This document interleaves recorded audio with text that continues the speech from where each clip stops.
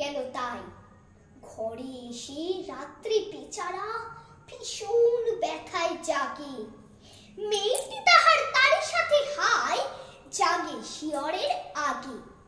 বাপের এসে বলে ভৎসনা ছলে, কপালে রাখিয়া হাত, তুমি কেন বাবা ছেড়ে দিলে তারে, তোমার কি নাই দাঁত? কষ্টে হাসিয়া আর তো কহিল, তুই যে হাসালি মোরে, দাঁত আছে বলে কুকুরের পায়ে দংশি কেমন করে?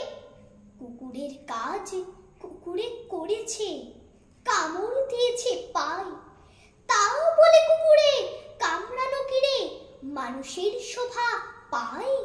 ধন্যবাদ।